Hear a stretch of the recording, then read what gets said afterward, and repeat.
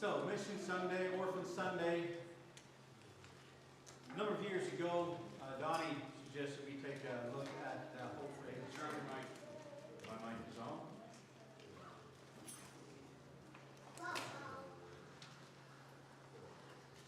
What? Yep. Ooh, that's loud. I don't need to hear myself. I'm pretty good by just standing back here. So, a number of years ago, Donnie suggested we get in touch with this organization. We did, had a long conversation with their director, a young man who was young when he started this organization. And basically, we have been supporting one child since that time. We'll talk a little bit more about those children. But it's an international celebration or international commemoration, an international day where people think more about orphans and what can we do to help orphans. Second Sunday in November, but we can do it 12 times a year if that's what we desire. There's no law that says you have to do that then. Here we go. From left to right. Oh, wait a minute. Yeah, from left to right. Okay. Just making sure I got that right. Jefanie Abrican is the first girl that we adopted as a congregation. And that's what Change Can is for. That went so well the first year that it was decided to add a second child, and that's the one all the way on the right, Hugh. It's kind of fun. Jefanie means vision of God. What a name to carry with you. And then Hugh is the French form of Hugo, which as in Rodolphe Johann Hugo. Ta-da! I don't think he's named after me. But Jefanie and Hugo were the first children that we adopted. We've been doing that for about 3 or 4 years now.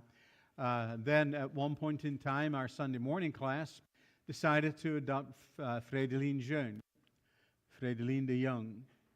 Third grade, 10 years old. Jefanie, 10 years old. Hugh, 15 years old. Hugh loves soccer. His favorite soccer team is Real Madrid. In case you don't know, that's a Spanish team.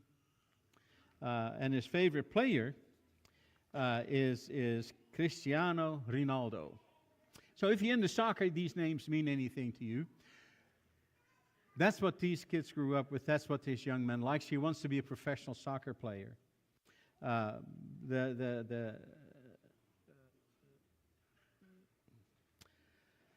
Jefanie wants to realize her dreams. I don't know how much you know about the situation in Haiti currently, but this is where Haiti is found. You notice it's an island divided into two. The Dominican Republic is a very well-to-do tourist organization. You look at the difference of images on TV between the right-hand part of the island and Haiti. It's such an enormous difference. There's poverty in Haiti. There's war in Haiti. Civil war has been running up and down the whole country for as long as I can remember. And yet, there are children that need our help. Religion, for some, it's a silly word, a silly concept. Who believes in a God? Who believes in something you cannot see? Who believes in an almighty being that put this universe together? For others, it's a bad word, religion.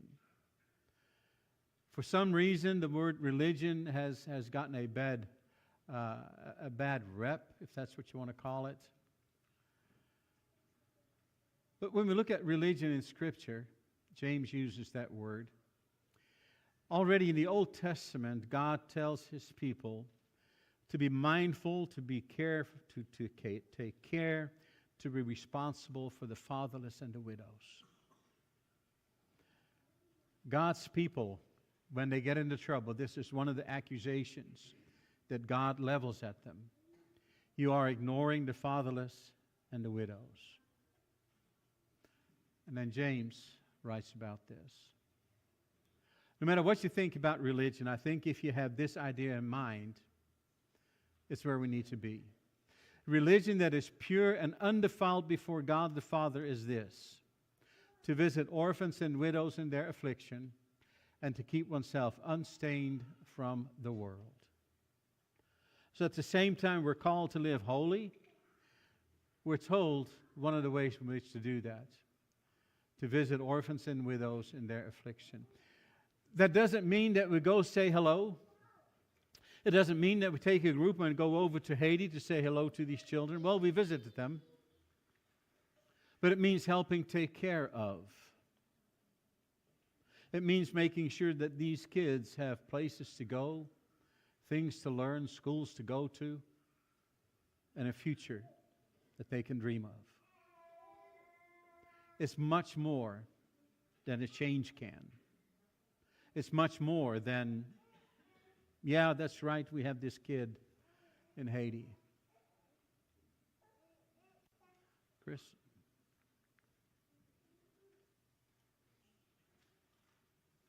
$430,000 children in Haiti are orphans.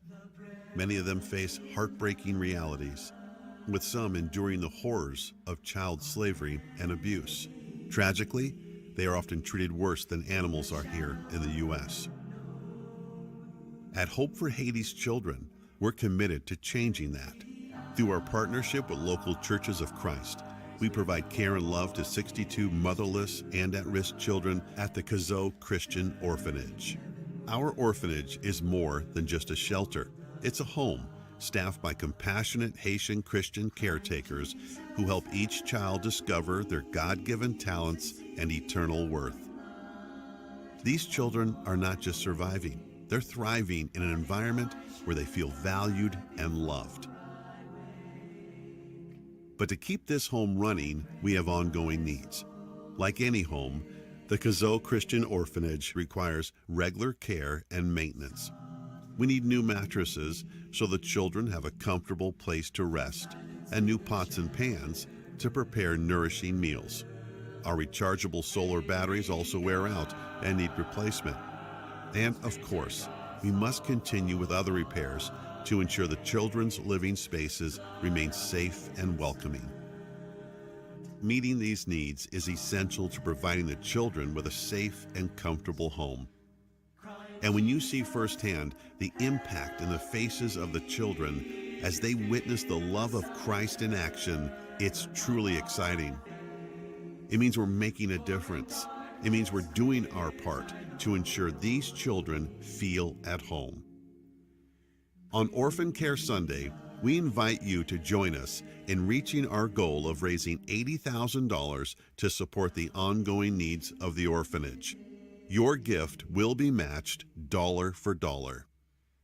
Thank you for your generosity, your prayers, and your heart for the children of Haiti. Together, we can make a lasting impact on their lives. The prayer of the children.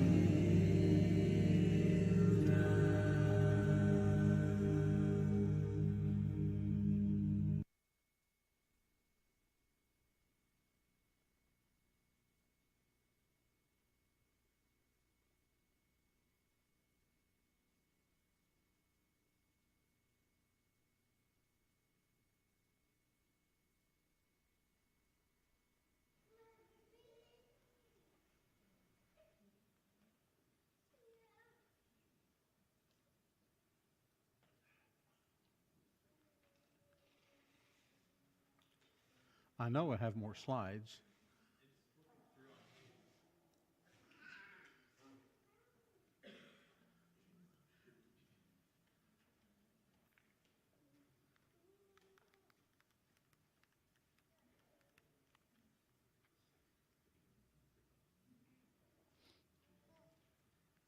There we go. This organization has been taking care of orphans since 1999. And the story tells us they have three areas where they work. They nurture, they educate, they train. So here we have the numbers. They expanded their capacity to 70 children. In 2012, the Tomazo Christian Orphanage was opened. And today they have 12 children calling that home. I don't know how many of you have worked with children's homes in the past, but things break. Food needs to be bought. Beds need to be bought. So let's see if we can get the other.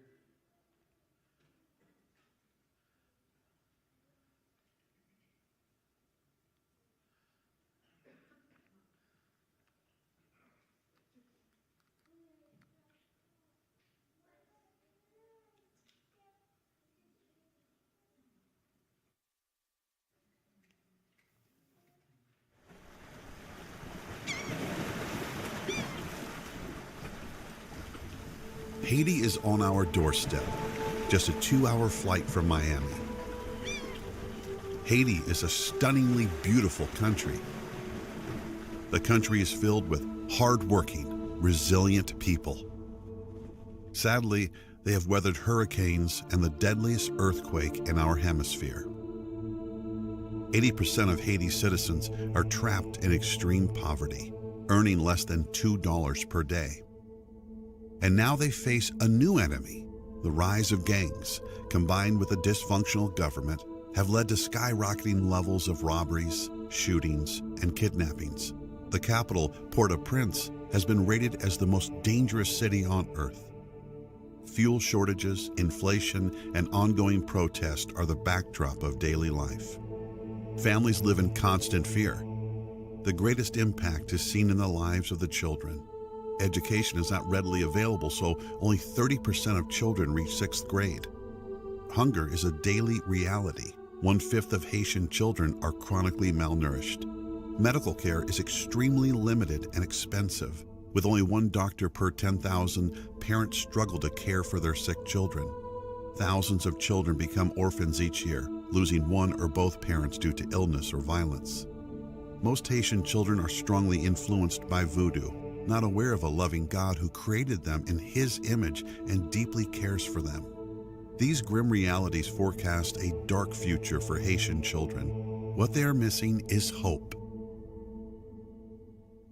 Hope for Haiti's Children provides opportunities for caring individuals, organizations, and churches to nurture, educate, and train Haitian children to become outstanding leaders.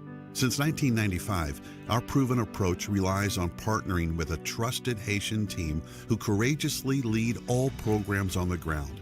Working together, we serve more than 3,000 children in our Christian schools, orphanages, health clinics, and summer camps. Our organization is committed to financial transparency and accountability, consistently earning the highest score given by Charity Navigator, the nation's leading nonprofit rating agency.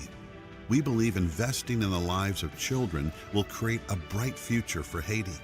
Join us in making a difference, one child at a time.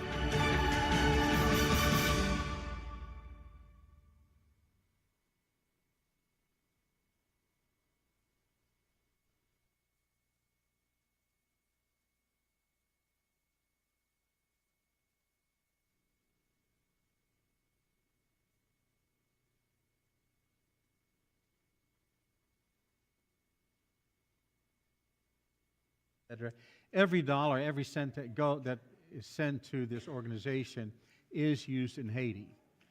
There are no local offices. They work out of a church building in Ohio. There are no local office expenses, no wages. Everybody is a volunteer. So the money that we do give indeed goes to meet the needs as we see those portrayed. 10 Christian school facilities in partnership with Haitian churches. This is not something that is done by people from the United States. This is done by people locally. They're not people that are there for a few years and then have to go home again. They're not people who are supported by in a mission form. These are local people. These are people that the children know, that know the language, that know the culture, but also know the history. And right now, the schools serve over 3,000 children. And 2,401 are sponsored. That means that there are no expenses for those children that has to come out of extra funding.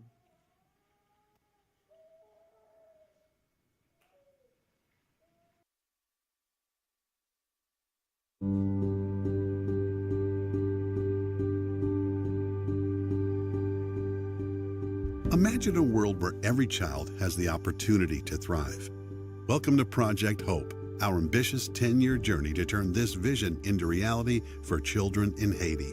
With a holistic and proven approach, we're not just supporting kids, we're leading them to a brighter future. The first pillar of Project Hope is to ensure our 10 Christian schools are hubs of excellence. Envision newly built, vibrant classrooms filled with laughter and learning, where each child receives attention from dedicated, well-trained teachers. In 2023, we celebrated the opening of 2 new preschool and kindergarten buildings designed for joyful and interactive learning, a perfect fit for the energetic spirits of our youngest ones. But education isn't just about books and classrooms. We're embracing technology. 5 of our new schools now have computer labs, bridging the digital divide and opening doors to a world of knowledge and opportunity. Nutrition is a key to learning. That's why our second pillar is so crucial. In Haiti, where daily meals aren't a reality for many, we ensure that every student enjoys a healthy lunch. Our efforts last year translated into over 695,000 meals served. The joy on the children's faces as they gather for lunch is a sight to behold. And with our new rooftop kitchen and Hinch, we're not just providing meals, but giving hope. Our third pillar is comprehensive health care. Every sponsored child receives yearly health exams, including dental and vision checks. Our dedicated school nurses are the unsung heroes, providing daily care and making sure no health concern goes unnoticed. In 2023, school nurses followed up with care for over 900 sponsored children.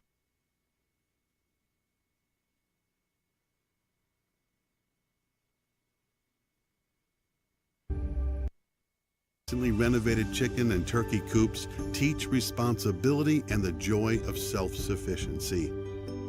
The heart of our mission and the final pillar of Project Hope is spiritual training.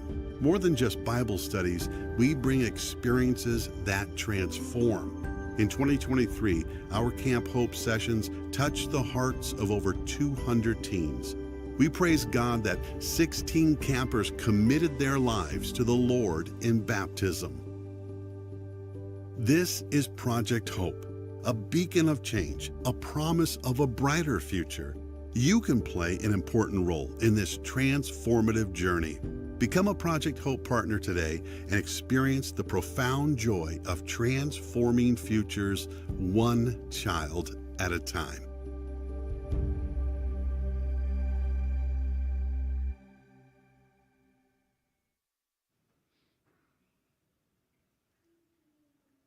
One of the problems in countries like Haiti is the world passes them by. Can I have my slide back?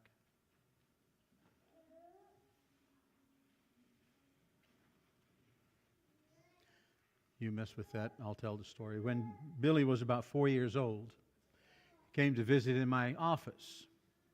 And at the house we had a cordless phone. In my office, I had one of those dial phones. And Billy walks up to that and says, "Daddy, what's that?" I said, "That's a phone." "Well, how does it work?" I said, "Well, you use your finger." So he sticks his hole in the finger and says, "Now what?" I guess he was thinking that he should push the numbers. I don't know. But things like that are humorous to us, at least to me as a parent it was. I don't know about you. But I like to tell that story because it shows technology is part of all of our lives and have been all of our lives. And then when we look at where these kids are, where phones are not a regular event, where radios are sometimes there, where TV is non-existent, where cell phones are pretty much unheard of among the regular population. And yet here we are. Any of you do not have a cell phone? Raise your hand. I know Sawyer doesn't have one, but it won't be long. But all of us have a cell phone. If you would take this survey throughout the city of Muscatine, I bet you 95% of the population has a cell phone. When you look at countries like Haiti, 5, maybe 10% of the population has that modern way of communication. It's one of the things that they're teaching these children, how to communicate with the rest of the world through their computer labs. Having been somewhat involved in school computer labs for a year or two, I understand the need for those. I don't have any, okay. So training is important. Carpenters, how many of you are carpenters? Well, we know we have a plumber. Electricians. Mechanics. Why don't we have those jobs? Because it's becoming less and less in our society. And yet, even with our downward turn, this is what they need as a country, but as each individual child. To be raised, to be trained, to be nurtured, to be educated to something that they can then use to live the rest of their lives. Today we have that opportunity to help with that. Every Sunday we bring that change collection, and my understanding was that this would be at the door at the end, so I'll walk it down there. We prefer for whatever you drop in here not to be heard. So bills and checks are more than welcome. Those don't make noise, I understand that. If you want that rattle, pick it up and drop your check in. If you want to hear the rattle, okay? Pray for these people, pray for this job, for this work, pray for this organization on a regular basis, please. And do what you can to help with what is needed. Thank you.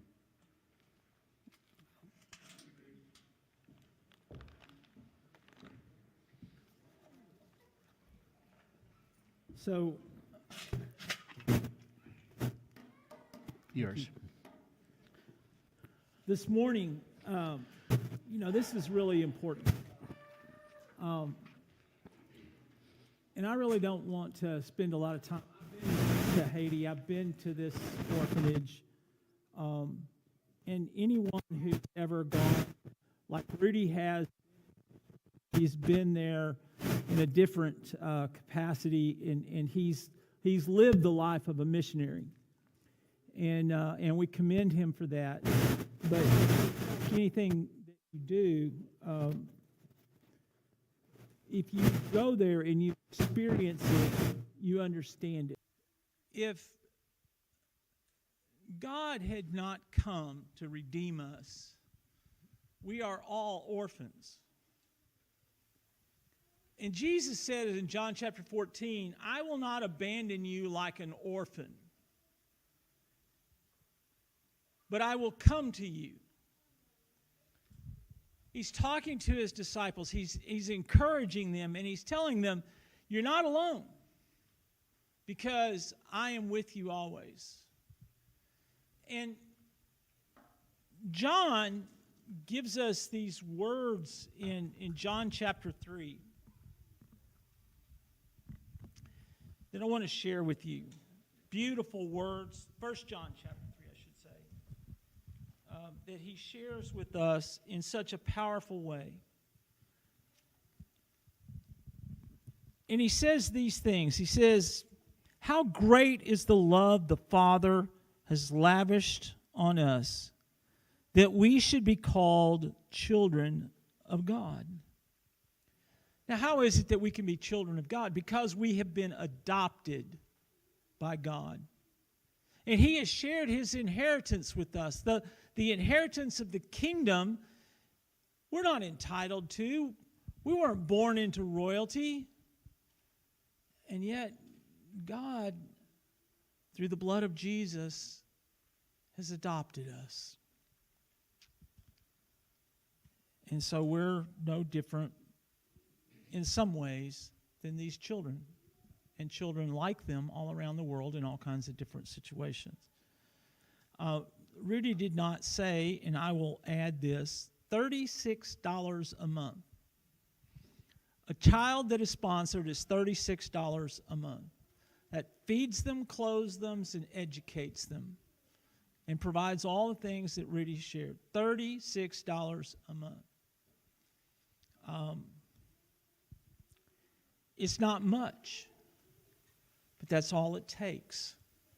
And I know there are some individuals in this church that have adopted some of these children outside of the 3 that you saw this morning. But here's the thing. We are all adopted children of God. And so this morning, as we come together, as we've sung songs, as we've gathered around the table, and as we've worshiped, and as we've listened to this information, we are reminded of just how much God has done for us. and how much he stands at the door and he says, I will not leave you alone. I'm going to come to you. And that's a powerful thing for us to remember. That we have a God that comes to us. We don't have to go to him, but he comes to us. And so this morning, as we get ready to sing another song, as we get ready to wind down this time that we've come together this morning, your God is coming to you, and he is saying, here I am. And the invitation to be a child of God is always